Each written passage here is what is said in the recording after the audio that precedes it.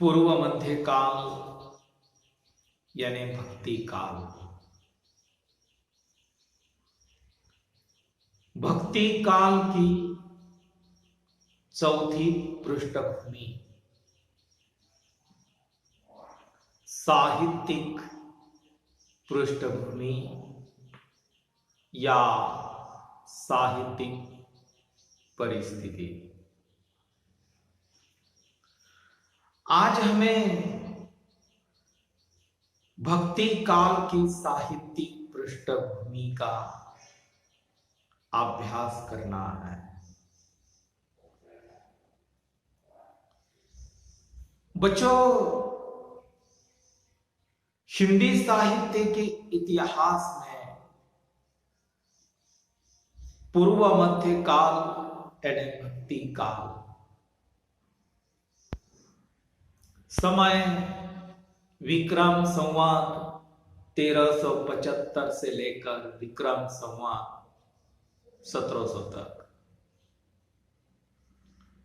325 वर्ष का समय भक्ति काल का। इस भक्ति काल में हमारे संपूर्ण भारत देश में भक्ति का साहित्य लिखा गया।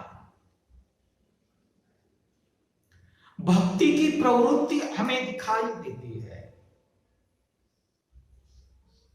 चारों ओर भक्ति का वातावरण छा गया था। बच्चों, वैसे देखा जाए तो भक्ति का साहित्य आदि काल से लिखा जा रहा था। बौद्ध साहित्य, जैन साहित्य या नाथ साहित्य, ये तीनों जो साहित्य है, ये तीनों संप्रदाय, ये तीनों धर्म अपने अपने तरीके से अपने अपने धर्म का प्रचार साहित्य के माध्यम से, काव्य के माध्यम से कर रहे थे। बच्चों, हमारे समाज में भक्ति काल में जो अंधविश्वास था, जो परंपराएं थी, जो रीति रिवाज थे, जो कुरीतियां थी, उसी को उखाड़ फेंकने का काम संत कवियों ने किया है। और सबसे पहले यह आदि काल में नाथों के माध्यम से यह काम हुआ है। नाथ संप्रदाय में योग का विशेष महत्व है। यानी अंधविश्वासों के प्रति कठोरता, कर्म कांड की निरर्थकता संत संप्रदाय में सिद्धि चली आई है। बच्चों, हमारे महाराष्ट्र में प्रचलित जो भक्ति है वह विठ्ठल भक्ति संप्रदाय। और विठ्ठल भक्ति संप्रदाय में मानसिक भक्ति और नामस्मरण को अधिक महत्व दिया गया है। संत साहित्य में यह सारा दिखाई देता है। कहीं कहीं पर तो हमारे संत कवि कबीरदास ने विठ्ठल का नाम आराध्य देव के रूप में बड़े श्रद्धा से लिया है। दक्षिण भारत में या दक्षिण भारत के जो दार्शनिक विद्वान वहां के शांतिपूर्ण वातावरण में रहकर आध्यात्मिक तत्वों के चिंतन में मग्न रहे, दक्षिण भारत में शंकराचार्य, रामानुजाचार्य, माधवाचार्य, निम्बार्काचार्य, स्वामी रामानंद, वल्लभाचार्य, विठ्ठलाचार्य, इन लोगों ने परमात्मा के स्वरूप की भिन्न भिन्न रूप में व्याख्या की है। रामानुजाचार्य इन्हीं भावनाओं को लेकर उत्तर भारत की ओर प्रचार करने के लिए गए थे। उनके पश्चात चैतन्य महाप्रभु ने बंगाल में तथा वल्लभाचार्य ने ब्रज में कृष्ण भक्ति का तथा स्वामी रामानंद ने निर्गुण और सगुण मार्गी राम भक्ति का प्रचार किया। कबीर सूरदास और तुलसीदास ने इन्हीं आचार्यों के सिद्धांतों का आश्रय ग्रहण कर कृष्ण भक्ति और राम भक्ति की धारा प्रवाहित की, जो आज तक चली आ रही है। स्वामी रामानंद ने उत्तर भारत में बहुत प्रचार किया।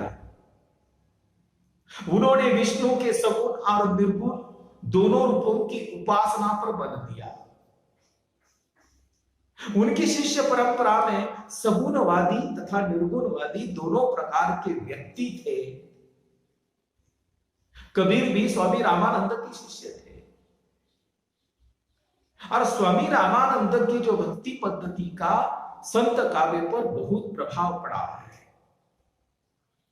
संत कबीर निर्गुणवादी तो थे ही, उन्होंने नाथों के हठयोग, वैष्णवों की सरसता, शंकर के मायावाद और सूफियों के प्रेमवाद आदि के मिश्रित प्रभाव से कबीर ने अपना सगुण पंथ, निर्गुण पंथ चलाया। यह कभी हिंदुओं के ब्रह्मवाद की ओर जूझते थे और कभी सूफियों के प्रेमवाद की ओर भी कबीर ने विभिन्न प्रभाव से प्रभावित होकर, आतंकित होकर जनता का उद्धार किया। सूफी संतों पर भी इसका बहुत प्रभाव पड़ा है। संत साहित्य पर भी सूफियों के प्रेम की मादकता का भी निश्चित रूप से प्रभाव हमें दिखाई देता है। इस प्रकार देखा जाए, भक्ति काल में भगवान के निर्गुण और सगुण दोनों रूपों का वर्णन हमें मिलता है। संत कबीर के भगवान निर्गुण हैं, तुलसी के भगवान के सगुण हैं और निर्गुण और सगुण दोनों भावों को स्वीकार कर सगुण रूप की ओर अधिक झुकते हुए हमें दिखाई देते हैं।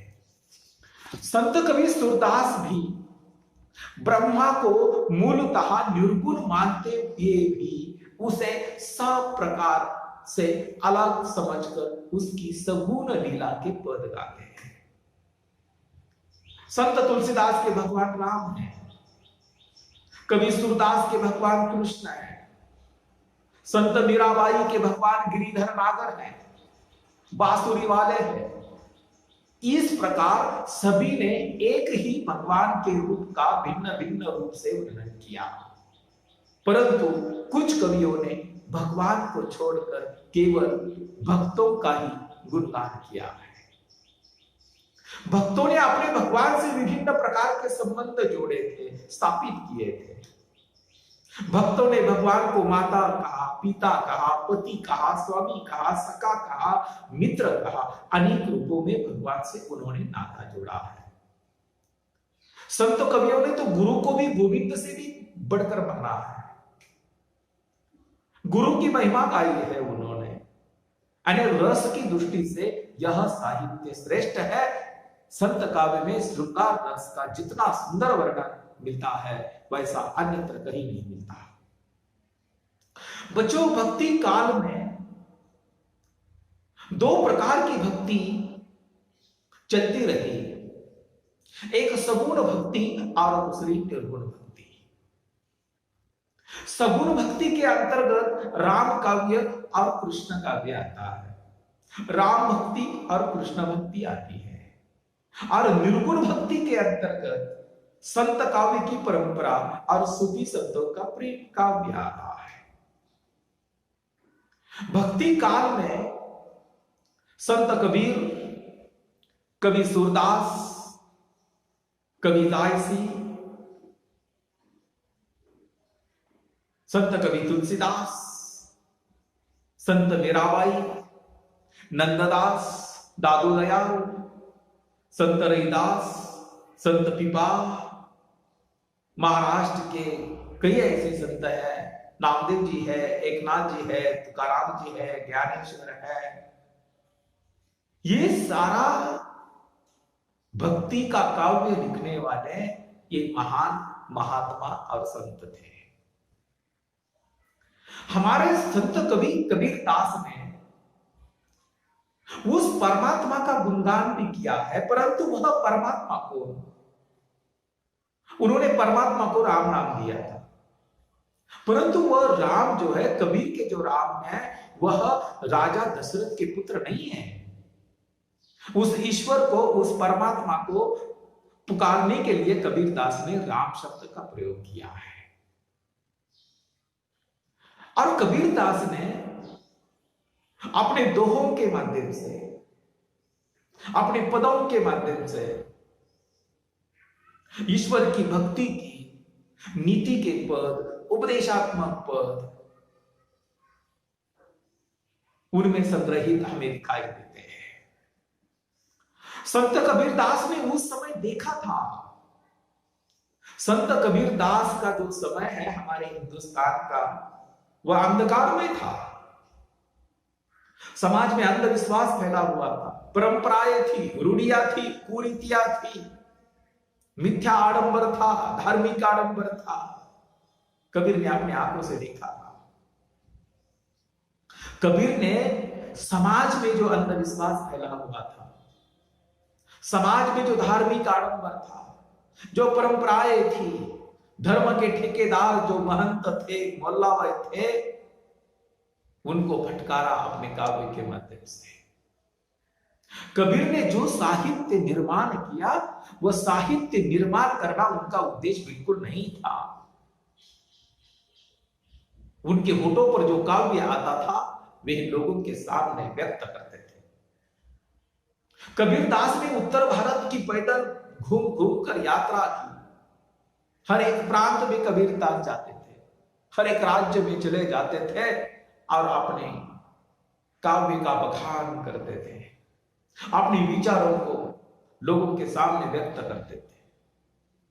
कबीर दास की मृत्यु के बाद उनके शिष्य जो थे धर्मदान, उन्होंने कबीर के जितना भी काव्य है, जितनी भी वाणी है, उसी का संग्रह बिजक नाम के ग्रंथ में किया। कृष्ण भक्ति की प्रारंभ करने वाले जो निम्बार्काचार्य है, महाप्रभु है, विठलाचार्य है, सूरदास है, नंददास है, मीराबाई है, ये कृष्ण भक्ति को प्रवाहित करने वाले साहित्यकार है, संत कवि है। कृष्ण भक्ति के प्रमुख कवि सूरदास को माना जाता है। कवि सूरदास ने श्री कृष्ण के जन्म से लेकर मथुरा गमन तक सारे प्रसंग जो है, वह सारे प्रसंग सूर सागर नामक ग्रंथ में रचित है। कवि सूरदास का सूर सागर नाम का जो ग्रंथ है, वह महाकाव्य के रूप में माना जाता है।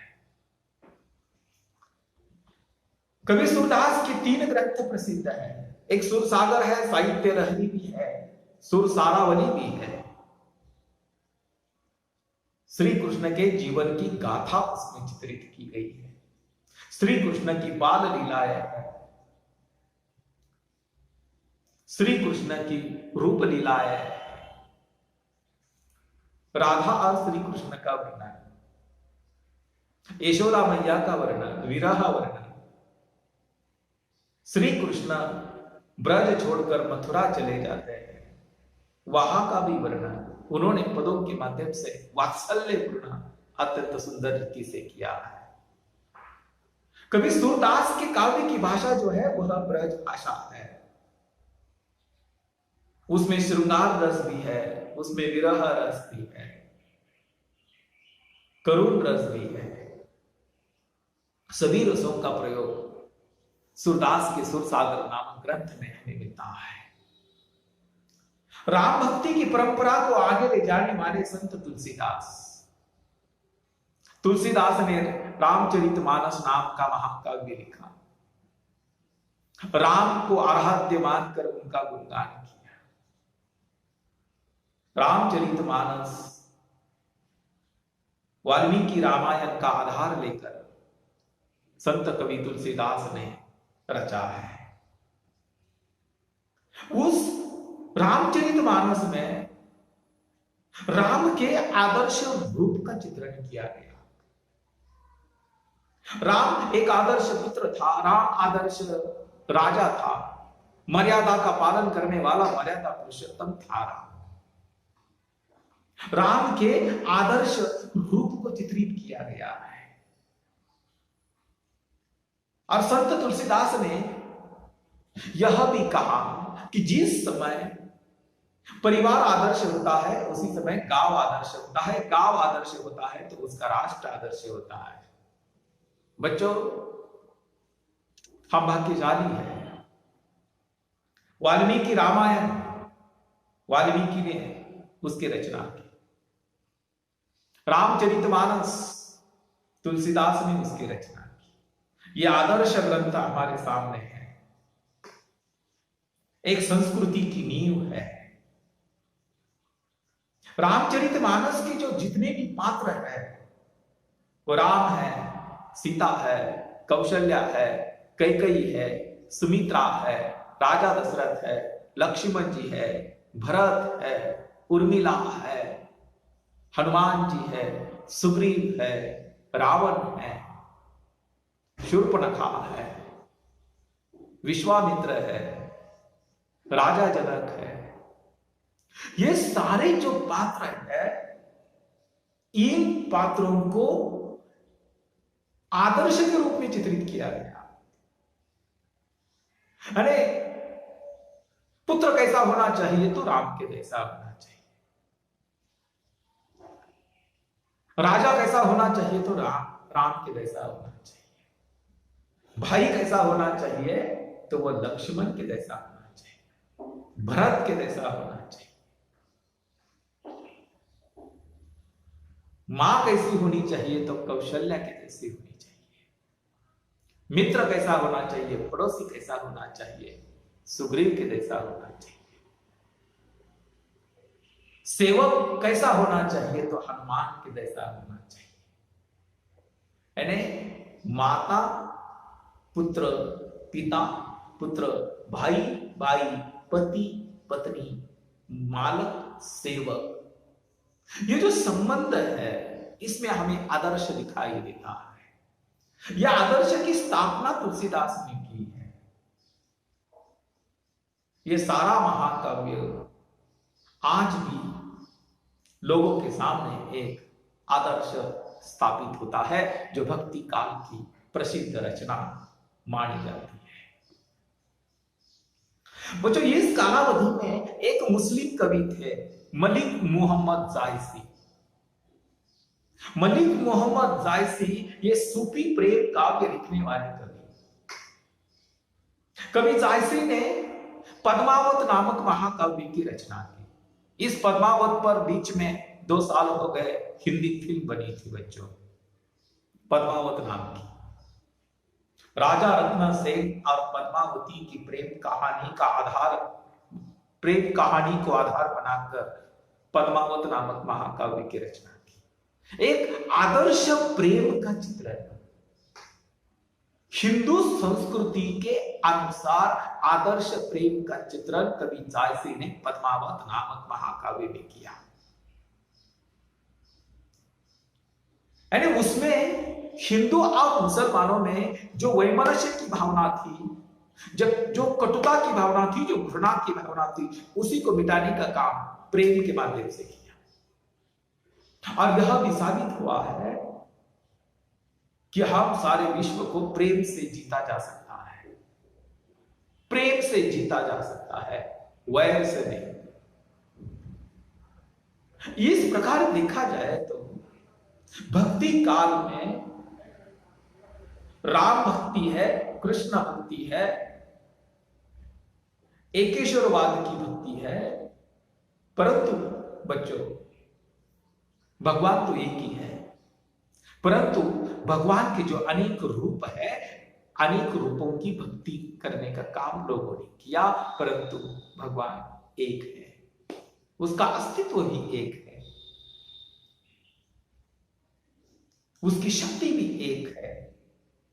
और उस भगवान का गुणगान काव्य के माध्यम से भक्ति काल में, साहित्य के माध्यम से भक्ति काल में हुआ है। इसीलिए तो पूर्व मध्य काल को यानी भक्ति काल को हिंदी साहित्य का स्वर्ण युग माना जाता है। उसका कारण ही यही है।